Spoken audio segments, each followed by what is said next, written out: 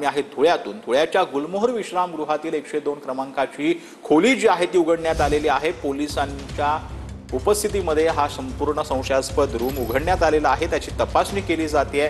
यामध्ये अनिल गोटेंकडून या खोलीमध्ये 5 कोटी असल्याचा आरोप जो आहे तो करण्यात आलेला होता। विधिमंडळाच्या अंदाज समितीसाठी 5 कोटी ठेवल्याचा अनिल गोटेंनी आरोप केलेला होता। त्यानंतर ते तिथे आंदोलन करत होते।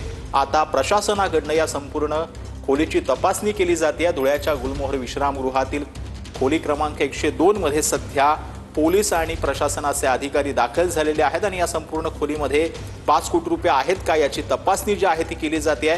इन कॅमेरा व्हिडिओ शूटिंग देखील यामध्ये केलं जातं। यामध्ये पीडब्ल्यूडीचे अधिकारी, पोलीस आणि तहसीलदारांच्या उपस्थितीमध्ये ही रूम जी आहे ती उघडण्यात आली।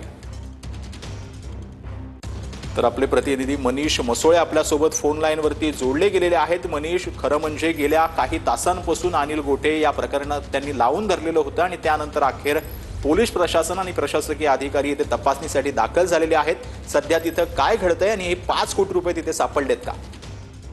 नक्कीच सचिन, या ठिकाणी जी समिती आलेली होती, महाराष्ट्र शासनाची अंदाज समिती जी आलेली होती ती त्या समितीच्या वतीने धुळे आणि नंदुरबार जिल्ह्याचा आढावा घेण्यात येणार होता। 3 दिवस ही समिती या ठिकाणी थांबणार होती आणि त्यानंतर सायंकाळी अचानक अनिल गोटे जे काही ठाकरे गटाचे शिवसेनेचे माजी आमदार आहेत त्यांनी आरोप केला की विश्रामगृह जे आहे शहरातलं त्या ठिकाणी एका खोलीमध्ये 5 कोटी रुपये ठेवल्याची त्यांनी माहिती दिली।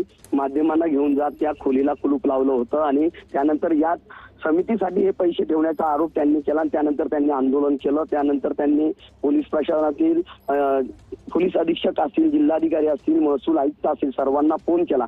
त्यानंतर आता मनीष, या संपूर्ण सविस्तर माहितीसाठी धन्यवाद।